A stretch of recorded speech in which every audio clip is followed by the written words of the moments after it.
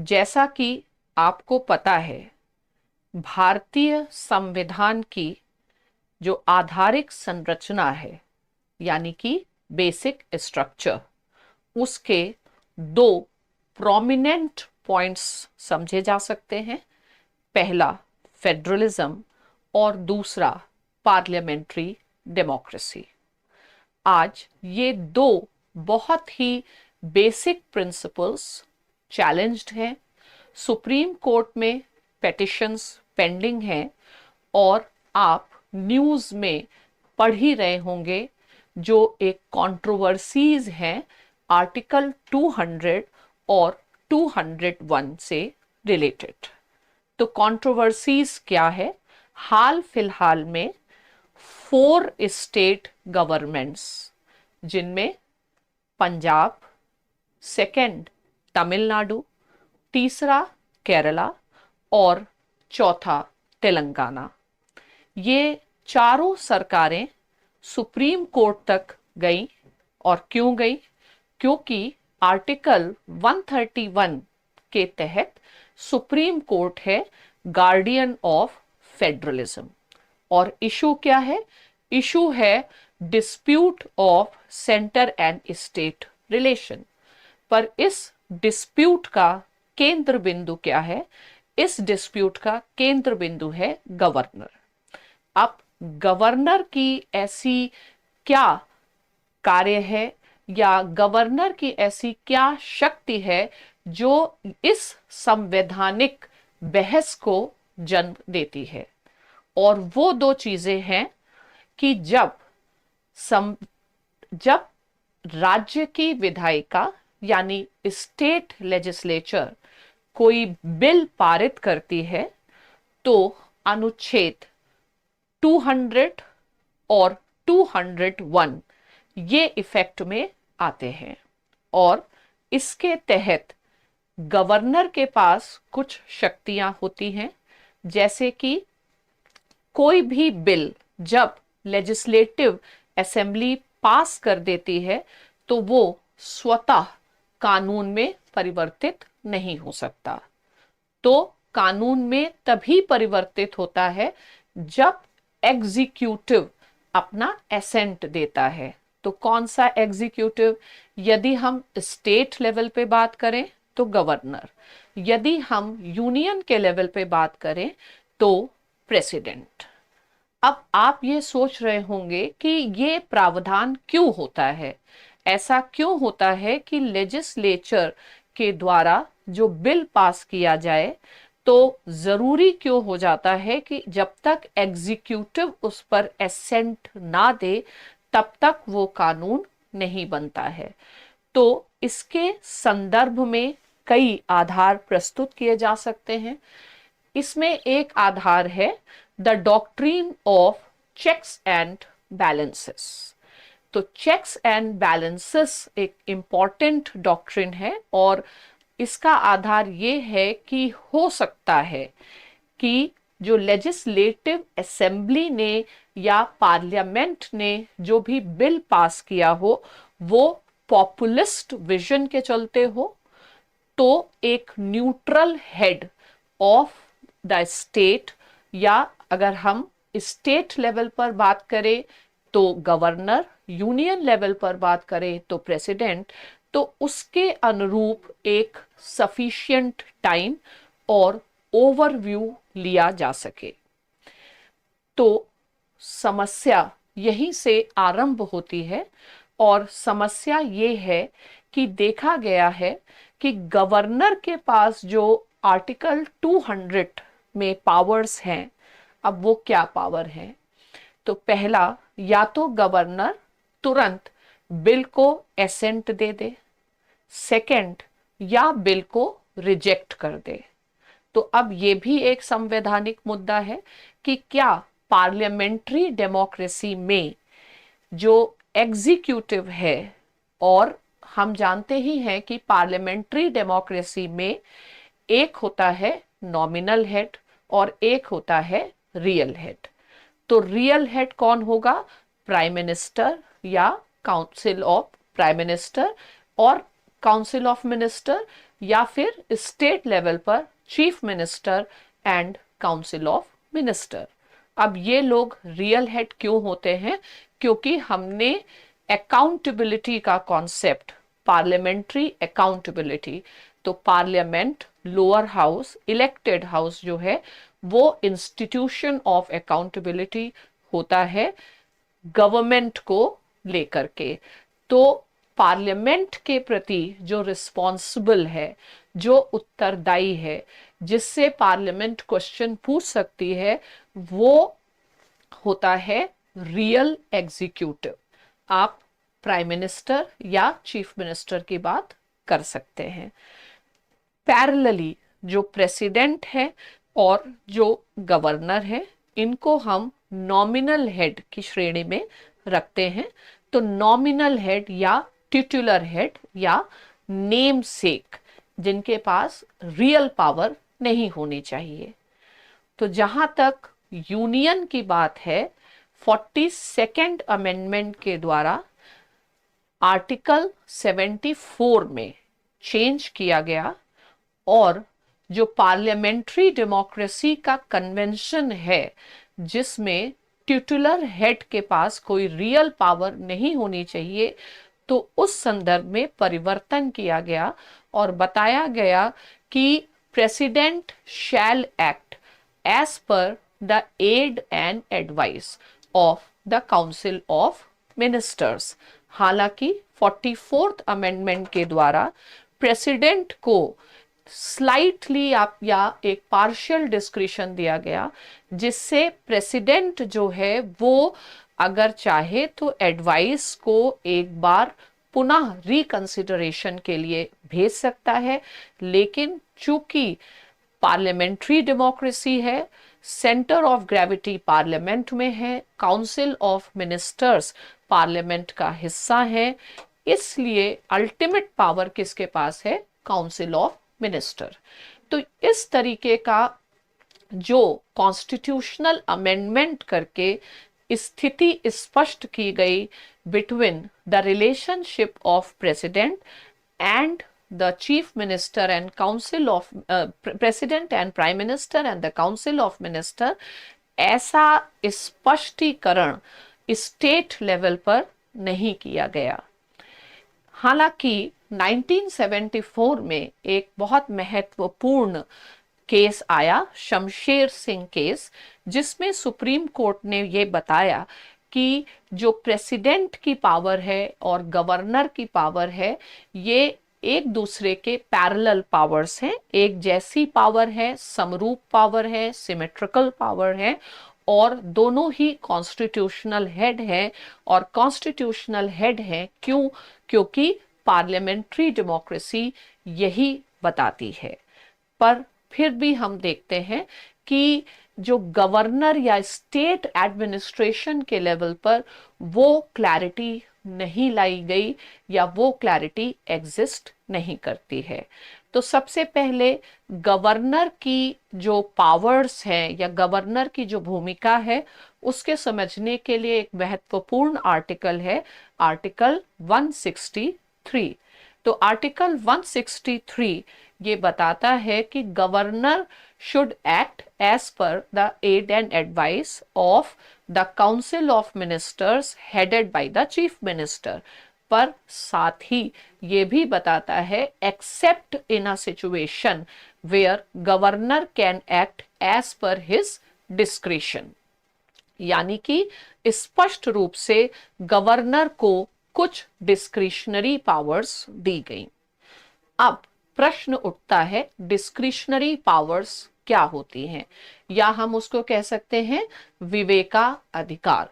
यानी कि जहां पर जो टिटुलर हेड है, चाहे प्रेसिडेंट हो या गवर्नर है, वह अपने विवेक के अनुसार अपना स्वतः संज्ञान लेकर के अपना डिसीजन ले सकता है, और ऐसा जरूरी नहीं है या उसके ऊपर काउंसिल ऑफ मिनिस्टर्स की एडवाइस मानना बाध्य नहीं है। तो जब भी गवर्नर से संबंधित कंट्रोवर्सीज हमारे सामने आती हैं, तो जो सबसे बड़ा कंट्रोवर्शियल मुद्दा उठता है वो गवर्नर की डिस्क्रिशनरी पावर्स को लेकर के, यानी कुछ ऐसी परिस्थितियां जहां पर गवर्नर ना तो कंसल्टेशन करे और पूरी तरीके से अपने अनुरूप डिसीजन ले। तो मैंने कंसल्टेशन शब्द क्यों स्पेशली यहां पर रखा, क्योंकि गवर्नर को कॉन्स्टिट्यूशन के अंतर्गत कुछ स्पेशल रिस्पॉन्सिबिलिटीज भी दी गई हैं। तो जब जहां पर भी कॉन्स्टिट्यूशन में लिखा हुआ है गवर्नर की स्पेशल रिस्पॉन्सिबिलिटी, वहां पर कंसल्टेशन होता है लेकिन बाइंडिंग नहीं होता। लेकिन जहां पर डिस्क्रिशनरी पावर्स लिखी गई हैं वहां पर कंसल्टेशन की भी आवश्यकता नहीं है। तो प्रश्न ये है कि क्या in a country with a written constitution, जहां पर रिटन कॉन्स्टिट्यूशन है, फेडरलिज्म है, पार्लियामेंट्री डेमोक्रेसी है, वहां पर डिस्क्रिशनरी पावर्स का स्कोप होना चाहिए या नहीं होना चाहिए? तो मैं ये बताना चाहूंगी कि हमको डिस्क्रिशनरी पावर्स और आर्बिट्ररी पावर्स इनको अलग अलग तरीके से देखना चाहिए। यानी कि आर्बिट्ररी एक्सरसाइज ऑफ पावर वो एक्सरसाइज ऑफ पावर है जिसमें ऐसा लगे कि कोई एक्शन मैलाफाइड इंटेंशंस के साथ किया गया हो, एक्सट्रानियस कंसिडरेशंस के साथ किया गया हो, और जिस व्यक्ति ने उस पावर का उपयोग किया है उस व्यक्ति ने विवेक या तर्क का प्रयोग नहीं किया। वहीं डिस्क्रिशनरी पावर यानी एक आप अपने विवेक का अधिकार रखते हैं। इवन जब पंछी कमीशन जो सेंटर स्टेट रिलेशन पर सेटअप किया गया था, पुंछी कमीशन, उन्होंने काफी विस्तार से ये डिस्टिंक्शन किया कि किस तरीके से डिस्क्रिशनरी पावर्स और आर्बिट्ररी पावर्स एक दूसरे से काफी भिन्न हैं। रहा बात डिस्क्रिशनरी पावर होनी चाहिए या नहीं होनी चाहिए, या हमारे संविधान में क्यों है, क्योंकि कभी भी गवर्नेंस में कुछ अनएक्सपेक्टेड सिचुएशंस आ सकते हैं, वहां पर डिस्क्रिशनरी पावर का यूज करना आवश्यक हो जाता है, क्योंकि आप हर परिस्थिति को पहले से ही विजुअलाइज करके नहीं लिख सकते हैं।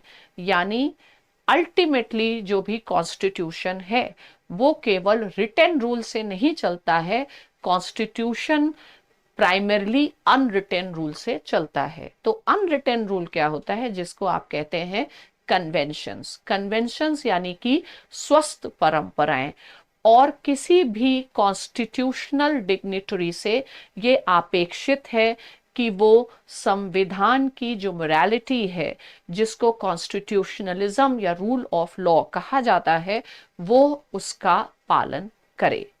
और समस्याएं तब खड़ी होती हैं जब कॉन्स्टिट्यूशनल डिग्निटरीज या तो इस तरीके का कार्य नहीं करते जो कॉन्स्टिट्यूशनल मोरालिटी के अनुरूप हो, या ऐसा भी हो सकता है कि वह इस बात को कम्युनिकेट करने में असक्षम है कि उनका जो एक्शन है वो कॉन्स्टिट्यूशन के अनुरूप है। तो कुल मुद्दा ये है, ऐसा कहा जाता है कि पॉलिटिक्स में परसेप्शन ज्यादा मैटर करता है फैक्ट्स की तुलना में। तो कोशिश ये भी करनी चाहिए कि जो परसेप्शन भी गलत ना बने और लोगों का जो व्यवस्था में विश्वास है वो खत्म ना हो। इसीलिए अंग्रेजी में एक कहावत है।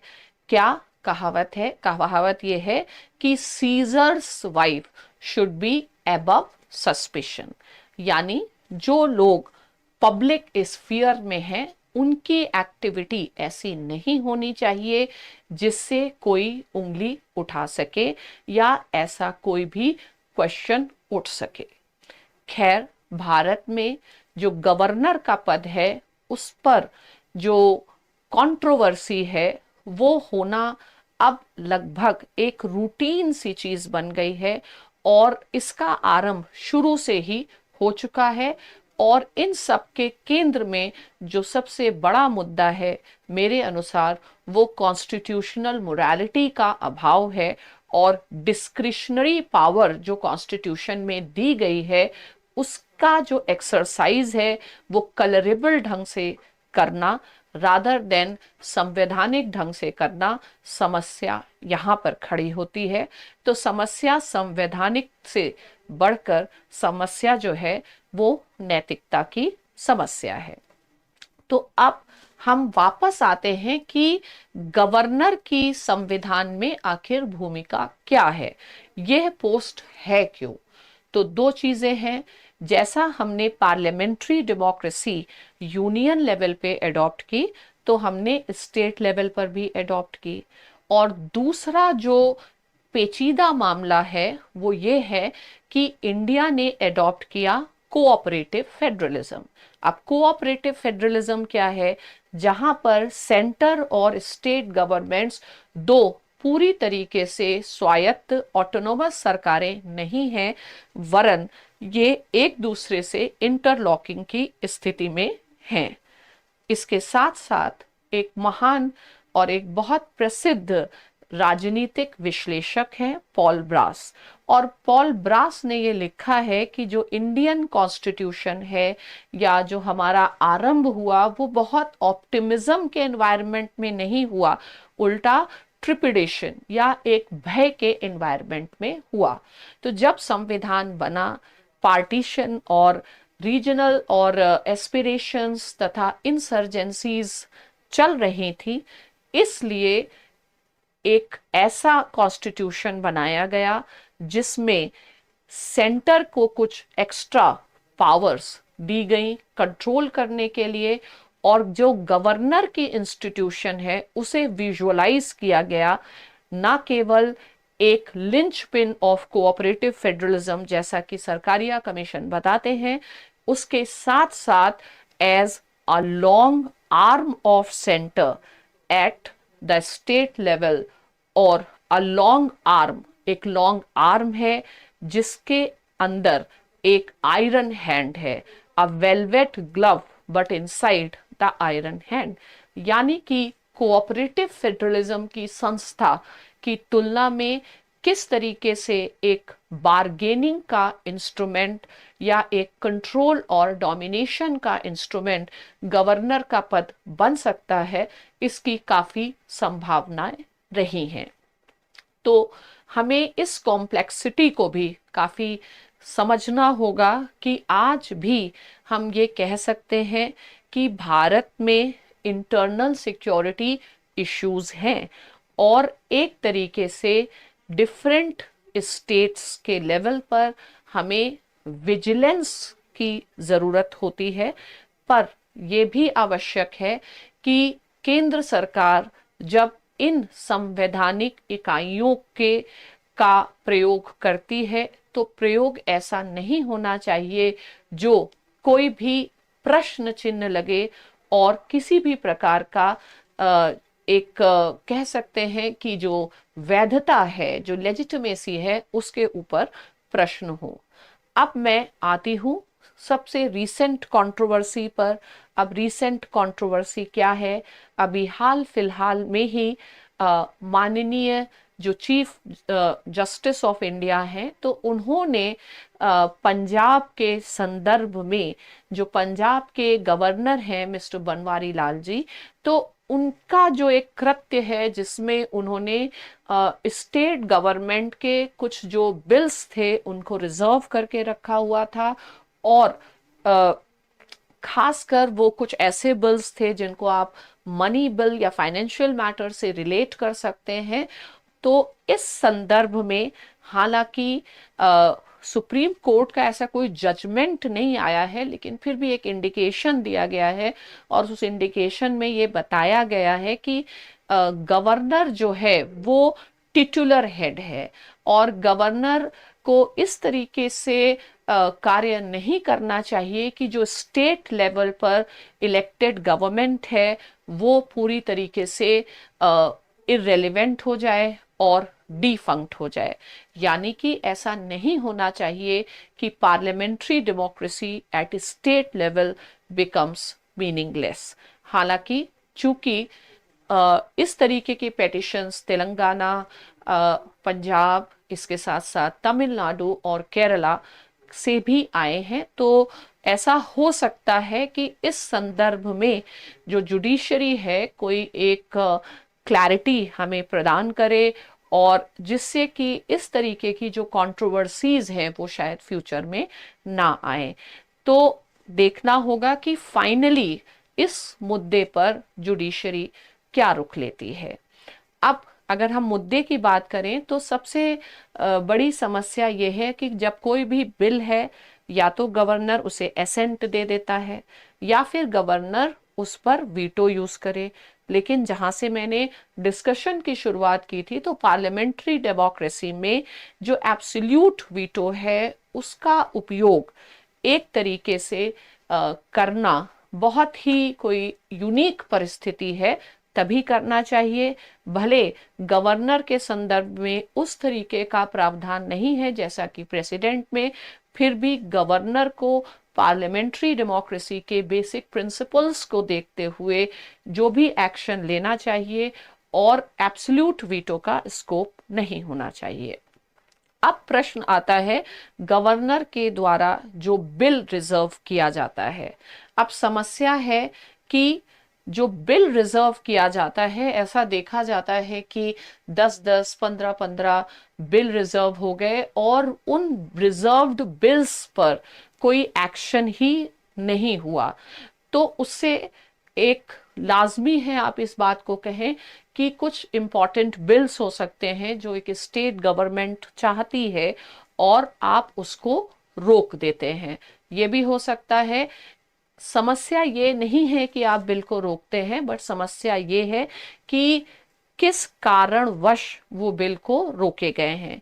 ऐसा भी देखा गया है कि लगभग वैसा ही बिल एक स्टेट का पास कर दिया गया है और दूसरे स्टेट को रोक दिया गया है। तो यही कुछ मुद्दे हैं कि ये जो चारों सरकारें हैं ये बार बार सुप्रीम कोर्ट का द्वार खटखटा रही हैं, क्योंकि इनके अनुसार न केवल फेडरलिज्म वरन पार्लियामेंट्री डेमोक्रेसी भी एक कटघरे में खड़ी होती है इस तरीके की कार्यवाही को देखते हुए।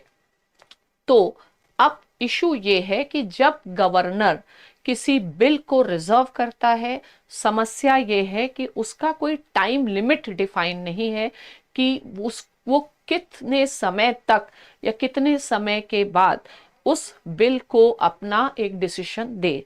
अब गवर्नर जिस बिल को रिजर्व करता है, यानी जिस पर अपना एसेंट नहीं देता है या एब्सोल्यूट वीटो यूज नहीं करता है, तो ऐसी परिस्थिति में गवर्नर क्या कर सकता है? या तो गवर्नर, यदि वो ऑर्डिनरी बिल है, तो स्टेट लेजिस्लेटिव असेंबली को वापस दे दे और स्टेट लेजिस्लेटिव असेंबली इसे पुनः पारित कर दे। अब दूसरा ये भी हो सकता है कि गवर्नर उसे सीधे प्रेसिडेंट के कंसिडरेशन के लिए दे दे, और ऐसा भी हो सकता है कि वो जो पर्टिकुलर बिल है उसको गवर्नर ने स्टेट लेजिस्लेटिव असेंबली में भेजा, स्टेट लेजिस्लेटिव असेंबली उसे फिर वापस गवर्नर तक भेजती है।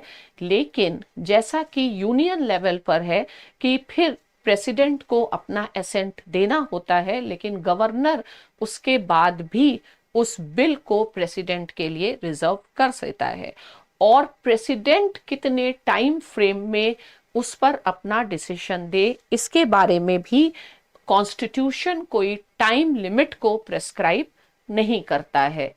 तो इसमें फिर एक अननेसेसरी के डिलेज होते हैं, और सेंटर और स्टेट के बीच में जो एक ट्रस्ट होता चाहिए गवर्नेंस के लिए, जिससे कि एक गुड गवर्नेंस हो सके, लोगों के कार्य भली भांति हो सके, तो वो जो ट्रस्ट है वो ट्रस्ट डेफिसिट बन जाता है और एक अननेसेसरी का एक विवाद खड़ा उठता है।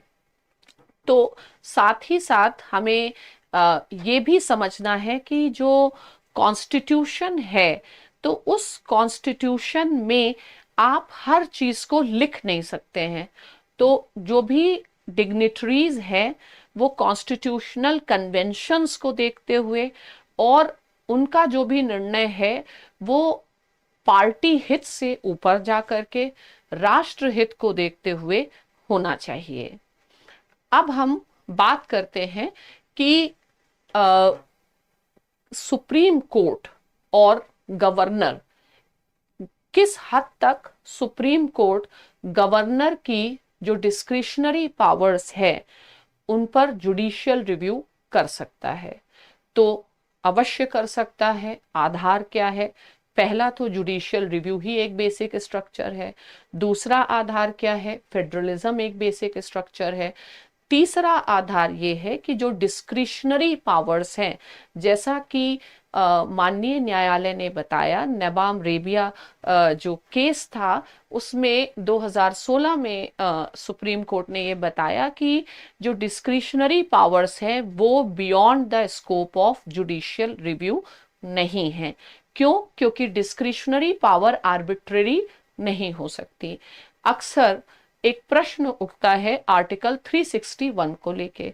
तो आर्टिकल 361 क्या है? जिसमें गवर्नर और प्रेसिडेंट को इम्यूनिटी है। क्यों? क्योंकि ये दोनों टिटुलर हेड है, इसलिए ये अपने कॉन्स्टिट्यूशनल या ऑफिशियल रोल को देखते हुए किसी भी न्यायपालिका के प्रति उत्तरदायी नहीं होते हैं।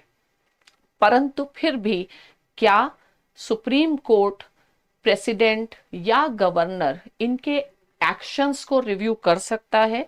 तो इसको लेकर के एक इम्पॉर्टेंट केस है, रामेश्वर प्रसाद केस 2006 का केस है, जिसमें सुप्रीम कोर्ट ने बताया कि आर्टिकल 361 के अंतर्गत सुप्रीम कोर्ट भले गवर्नर के खिलाफ कोई डायरेक्शन नहीं दे सकता है और गवर्नर के पास इम्यूनिटी है, पर उसका जो एक्ट है वो कॉन्स्टिट्यूशनली वैलिड है या नहीं है, इसका तो निर्णय किया जा सकता है।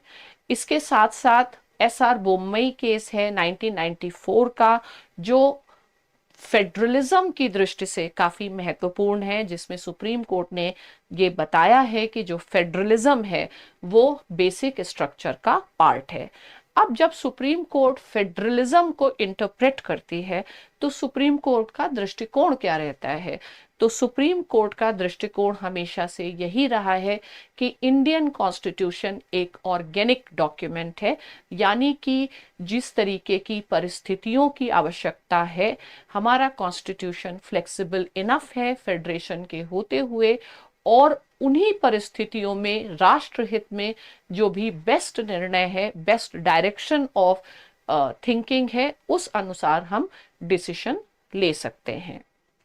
तो आप जो भी इस प्रश्न को पढ़ना चाहते हैं, आपके लिए मैं कुछ पॉइंट्स बताती हूं। आप सबसे पहले ये समझें कि हमारे कॉन्स्टिट्यूशन का स्वरूप क्या है, फेडरलिज्म क्या है, पार्लियामेंट्री डेमोक्रेसी को आप समझें। सेकंड, आप समझें कि गवर्नर की इंस्टीट्यूशन का स्वरूप क्या है, और जो सबसे विवादित मुद्दा है आर्टिकल 163 को आप पढ़ें। इससे संबंधित इंपॉर्टेंट जजमेंट्स आप पढ़ें, जिसमें शमशेर सिंह केस आप पढ़ें, नबाम रेबिया केस पढ़ें और उस रूलिंग को आप समझें। आप पुंछी कमीशन को पढ़ें, जिसमें आप ये जान सकते हैं कि डिस्क्रिशनरी पावर्स और आर्बिट्ररी पावर इनको कैसे अलग किया गया है। इसके अतिरिक्त आर्टिकल 200 और 201 को पढ़ें, कुछ प्रैक्टिसेस देखें कि किस तरीके से आर्बिट्ररी ढंग से इस पावर का उपयोग किया गया। साथ ही साथ आप देखें कि वर्तमान में जो भी सरकारें हैं वो जो सुप्रीम कोर्ट तक गई हैं वो सरकारें हैं, वो उन दलों की सरकारें हैं जो केंद्र में जो दल है उससे भिन्न है। तो क्या भारत में सेंटर स्टेट रिलेशन कॉन्स्टिट्यूशनल और लीगल से बढ़कर पॉलिटिकल है, और क्या पार्टी पॉलिटिक्स भी इसका एक एंगल है? फिलहाल जो एक प्रस्ताव बार बार आ रहा है कि जो भारत में पॉकेट वीटो है जो काफी वाइड है, क्या एक निश्चित समय निर्धारित किया जाए जिसमें प्रेसिडेंट या गवर्नर अपना एक डिसीजन ले, चाहे वो बिल को वापस भेजना चाहते हैं या वो बिल को रिजेक्ट करना चाहते हैं। कुछ सेंटर एंड स्टेट रिलेशंस के आप रिकमेंडेशंस पढ़ें, जैसे सरकारिया कमीशन जो 1988 में इन्होंने रिकमेंडेशन दिया कि यस, उसमें हमको एक टाइम लिमिट फिक्स करनी चाहिए। इसी तरह national commission for review of the working of constitution year 2000, उसने भी इस एक टाइम लिमिट को प्रिस्क्राइब करने का बात की है। इसके अतिरिक्त अभी हाल फिलहाल में डीएमके के एक सदस्य इन्होंने एक प्राइवेट मेंबर बिल लाया और उसमें ये प्रस्ताव रखा गया कि जो गवर्नर की पावर्स हैं उनको लिमिट किया जाए। इसके साथ साथ मैं ये भी सुझाव देती हूँ कि आप सुप्रीम कोर्ट के दो इम्पॉर्टेंट जजमेंट्स देखिए।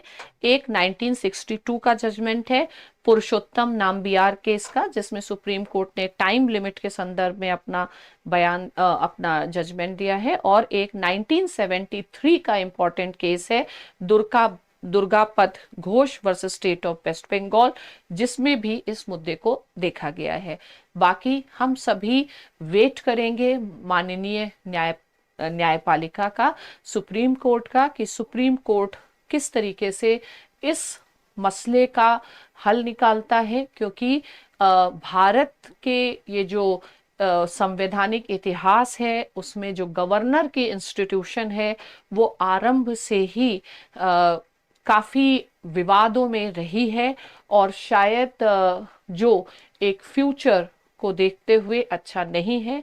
तो different branches of government, if they act in the real spirit of cooperative federalism, ऐसा ही हम सभी भारत के लोगों की इच्छा है।